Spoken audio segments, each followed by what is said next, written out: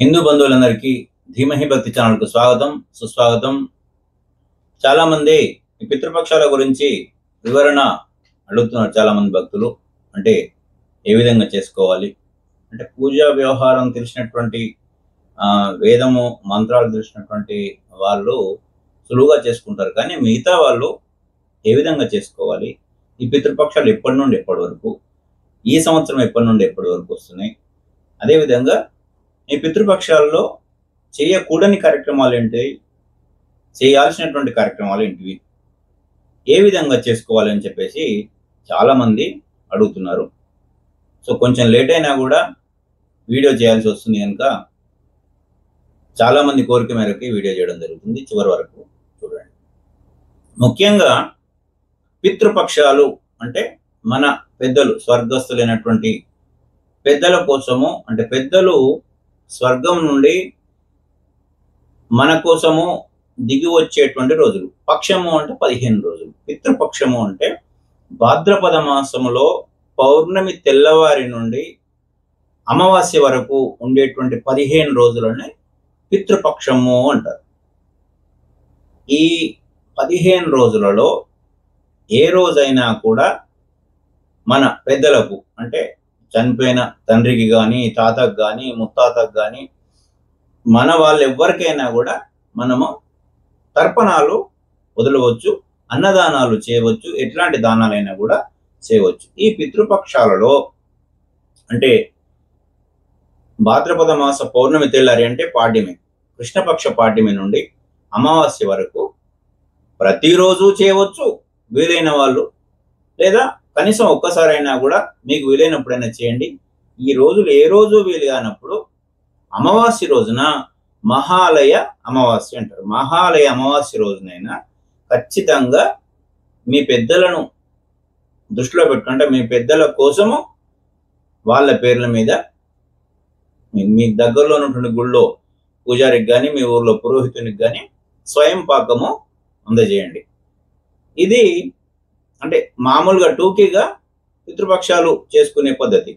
అంటే వేదం తెలిసిన వాళ్ళు, మంత్రాలు తెలిసిన వాళ్ళు, అంటే అన్ని రకాల వ్యవహారం తెలిసిన వాళ్ళు చేసుకుంటారు. మామూలుగా పామరుల కోసం చేసేటువంటి వీడియో ఇది. ముఖ్యంగా మరి ఈ 15 రోజుల పాటు చేసుకుందాం అనుకునే వాళ్ళు ఏ విధంగా చేసుకోవాలి? ఉదయాన్నే త్వరగా లేచి, అంటే పెందల మామూలుగా ఎర్లీ మార్నింగ్ సూర్యోదయం కన్నా ముందే లేచి మీరు కాలకృత్యాలు తెచ్చుకున్న తర్వాత, మీరు స్నానాలు ఫినిష్ చేసుకున్న తర్వాత, రోజు పూజ ఉంటుంది కదా, ఈ పూజ పూర్తి చేసుకున్న తర్వాత మీరు తినే ముందు ఒక విస్తరి కానీ, ఒక ఆకులో కానీ, మీకు కింద మీరు అపార్ట్మెంట్ కనుకైతేనో మొత్తము డాబా మీదకి వెళ్ళిపోండి, లేదా ఇండిపెండెంట్ హౌస్ కనుకైతేనేమో బయట బయటనైనా సరే, లేదా కనీసం మీ కాంపౌండ్ వాల్ గోడ మీదైనా సరే ఒక విస్తరి వేసి ఇంత అన్నం ముద్ద పెట్టి దక్షిణం వైపు నమస్కారం చేసుకొని నీళ్లు చేతిలో పోసుకొని ఆ దక్షిణం వైపుకి వదిలిపెట్టండి. దీన్ని తర్పణం అంటారు. ఎవరికైతే ఇప్పుడు మీ నాన్నగారి పేరు, మీ తాతగారి పేరు, పిన్ని పేరు, అమ్మ పేరు, ముత్తాత పేరు, ఇట్లా మీకు పేరు తెలియకపోయినా కూడా మా పెద్దలందరికీ అని నమస్కారం చేసుకొని అయినా సరే వదిలిపెట్టవచ్చు. ఇది తర్పణం అంటారు. ఈ విధంగా మీరు ప్రతిరోజు చేసుకోవచ్చు. ముఖ్యంగా ఇప్పుడు మీ తండ్రి, మీ తాతల మీకు ఐడియాలో వాళ్ళు, అంటే మీరు పెరిగినప్పుడు కూడా వాళ్ళు కనుక బ్రతికి ఉన్నట్లయితే వాళ్ళకు ఫలానా కూరలు, ఫలానా ఇష్టము కనుకంటే ఆ ఇష్టమైనటువంటి కూరల్ని మీరు, ఆ ఇష్టమైనటువంటి పదార్థాలని ఈ రోజుల్లో చేసి మీరు ఆ కాకికి పెట్టండి. బయట పెట్టడంలో అర్థం ఏంటి అంటే కాకికి మనము పెడుతున్నాం, కాకి రూపంలో వచ్చి మన పెద్దలు తిని పోతారు. ముఖ్యంగా ఈ 15 రోజుల పాటు మన దగ్గరికి, అంటే స్వర్గం నుండి, అంటే పైలోకాల నుండి మన కోసము మన పూర్వీకులు వచ్చి చూసిపోయేటువంటి రోజు. మన కోసం అంటే మన పిల్లలు మనల్ని పట్టించుకుంటున్నారా లేదా, కనీసం మనం గుర్తున్నామా లేదా అనేటువంటి చూసిపోయే రోజు. అయితే ఏమీ చేయకుండా, అంటే పితృపక్షాలు కనుక చేయకపోతే ఏమవుతుంది అంటే పితృదోషాల వల్ల కొన్ని సమస్యలు ఏర్పడతాయి.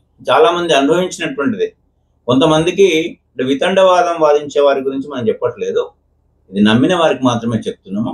అయితే పెళ్లిళ్ళు కాకపోవడం, అంటే ఆ వంశం అభివృద్ధి కాకపోవడం, వంశము ముందుకు వెళ్లకుండా ఉండే అవకాశాలు చాలా వరకు మనం కొన్ని తార్కాణాలు ఉదాహరణలు చూడడం జరిగింది కనుక చెప్తున్నాం. ఈ వంశం అభివృద్ధి కాకుండా అంటే పెళ్లిళ్ళు లేట్ అవడము, పెళ్ళైన సంతానం లేట్ అవడము, ఆర్థిక సమస్యలు, వాళ్ళు పెద్దవాళ్ళు ఇచ్చినటువంటి ఆస్తులు పాస్తులు అమ్ముకునే పరిస్థితి ఏర్పడము, అనారోగ్య సమస్యల వల్ల ఆస్తులు పాస్తులు అమ్ముకోవడము, లేదా కుటుంబ సభ్యుల మధ్య గొడవలు జరగడం ఇటువంటివి ఏర్పడే అవకాశం ఉంది కనుక పితృపక్షాలలో పెద్దలను తలుచుకొని మనకు చాతనైనంత దానాలు చేయడము చాలా అత్యుత్తమైనటువంటి ఫలితాలను ఇస్తుంది. మనకు కూడా ఒక సాటిస్ఫాక్షన్ అనేది ఉంటుంది. ముఖ్యంగా వాళ్ళు ఏం ఆస్తులు ఇచ్చినా ఇవ్వకపోయినా ఈ దేహాన్ని మన తల్లిదండ్రులు ఇచ్చిందే కదా, కనుక వాళ్ళు ఇంత ఆస్తి ఇవ్వలేదు, మనకి ఏ రకంగా ఇవ్వలేదు, ఒక రూపాయి కూడా ఇవ్వకుండా వాళ్ళు చనిపోయినారు కనుక నేనేం పెట్టను అని అన్న ఆలోచన కాకుండా మనము ఉన్నాము అంటే వాళ్ళ వల్లనే ఉన్నాము అన్నటువంటి ఆలోచనతోటి మీరు పితృతర్పణాలు పితృపక్షాలలో చేస్తే అత్యుత్తమైనటువంటి ఫలితం ఉంటుంది. ముఖ్యంగా మరి మా తాతగారి తిథి తెలియదు, మా ముత్తాతల తిథి నాకు అంతకన్నా తెలియదు అని అనుకున్నప్పుడు మీరు పితృమావాస్య అంటే ఈ మహాలయ అమావాస్య రోజున ఆ పెద్దలను గుర్తు చేసుకొని వారి పేర్ల మీద మనము స్వయం పాకం ఇవ్వాలి. ఇంకా ముఖ్యంగా స్వయం పాకం అనగానే చాలా మంది, నేను ప్రత్యక్షంగా చూస్తుంది చెప్తున్నాను, చాలా మంది ఏం చేస్తున్నారు అంటే ఏదో మొహమాటానికి ఇవ్వాలి అంటున్నారు కనుక ఇన్ని బియ్యం, ఒక పిరికడు బియ్యము, ఈ 2-3 రోజుల్లో పడేసే చింతపండు, ఎండిపోయిన 2 మిరపకాయలు, పచ్చిమిరపకాయలే ఆల్మోస్ట్ పడేసే పొజిషన్ ఉన్నటువంటిది, ఒక చిన్న దోసకాయ, ఇట్లా ఇస్తున్నారు. అది దానివల్ల ఉపయోగం లేదు. ఇప్పుడు దాంట్లో ఏం బలవంతం లేదు. ఇక్కడ విషయం ఏంటంటే మీరు మనస్ఫూర్తిగా మీరు ఇచ్చినటువంటి వస్తువులతో, మీరు ఇచ్చినటువంటి బియ్యం, పప్పు, ఉప్పు, చింతపండు, నూనె, ఇటువంటివన్నీ ఆ కూరగాయలలో ముఖ్యంగా ఆకుకూరలు, సొరకాయ, దోసకాయ ఇవ్వచ్చు, ఆలుగడ్డ పనికిరాదు. ఇవి మీ దగ్గరలోని పురోహితునికి కానీ లేదా మీ దగ్గరలోని టెంపుల్లో ఉన్నటువంటి హిందూ దేవాలయం ఉన్నటువంటి ఏ పూజారికైనా ఇవ్వచ్చు. వాళ్ళు ఇవి తింటేనే మీకు పుణ్యం వస్తుంది, పడేస్తే ఏం పుణ్యం వస్తుందండి? కనుక పడేసే పదార్థాలు కాకుండా మీకు చాతనంతలో ఇన్ని పెట్టకపోయినా సరే, కొన్ని పెట్టినా సరే, అదైనా కూడా నాణ్యమైనవి పెట్టండి. పెట్టి మీకు చాతనైనటువంటి దక్షిణ కూడా అందులో పెట్టి వారికి సమర్పించండి.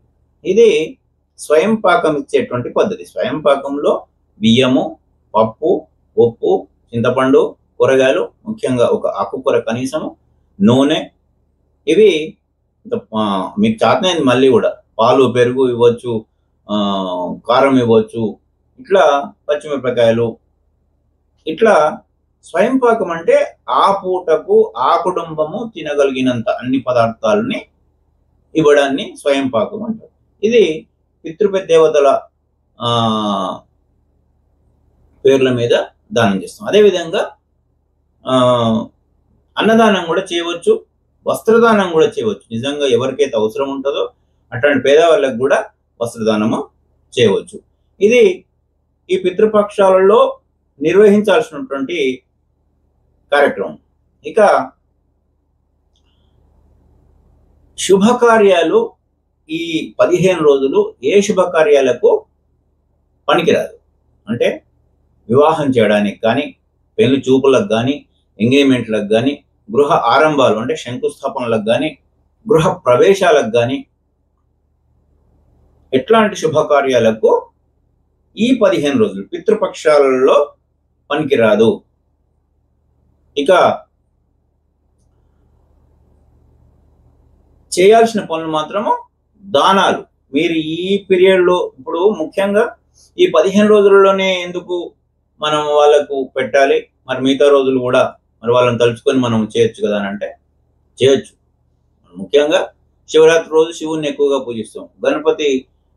గణపతిని రోజు కనపడుతున్నా కూడా గణపతికి నమస్కారం చేసుకున్నా కూడా వినాయక చవితి రోజు ఎక్కువ ఇంట్రెస్ట్ తోటి చేస్తాం. అట్లనే శ్రీరామనవమికి శ్రీరాముని ముఖ్యంగా పూజ చేస్తాం. అట్లా ఈ పితృపక్షాలలో పెద్దవాళ్ళను గుర్తు చేసుకొని వారి ఫోటోలను శుభ్రం చేసుకుని బొట్టు పెట్టి అలంకరించి పూలు పెట్టి మీరు తినే వస్తువులను ఆ ఫోటో ముందర పెట్టి బయట కూడా కాకి పెట్టడం వల్ల పితృదేవతలు కనుక మిమ్మల్ని ఆశీర్వదించినట్లయితే, పితృదేవతలు మీరు చేస్తున్నటువంటి వాటి మీద చాలా సంతోషపడి మిమ్మల్ని ఆశీర్వదించినట్లయితే సమస్త దేవతలు కూడా సంతోషపడి మిమ్మల్ని ఆశీర్వదిస్తారు అని చెప్పేసి పెద్దలు చెప్తారు.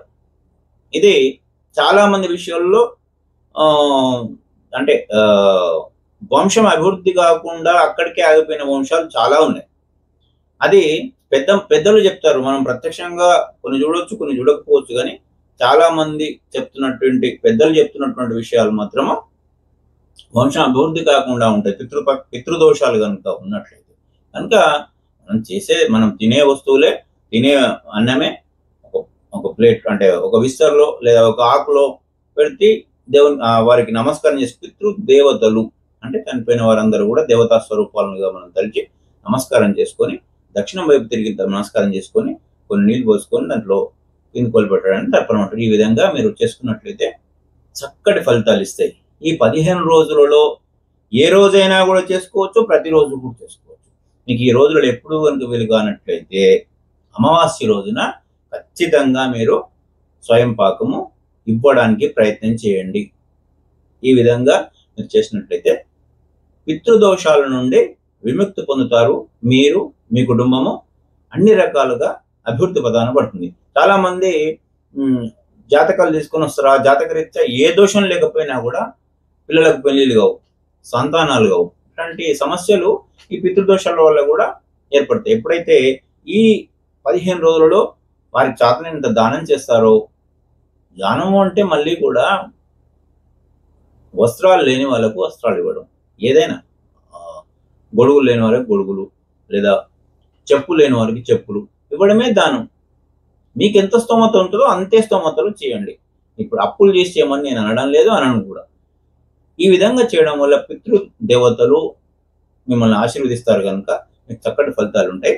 హిందూ బంధువులందరూ కూడా ఈ పితృపక్ష నియమాలన్నీ కూడా పాటించి మీరు, మీ కుటుంబ సభ్యులందరూ కూడా చల్లగా ఉండాలని, సంపూర్ణ ఆయురారోగ్యాలతో ఉండాలని మనసారా కోరుకుంటున్నాను. శుభం.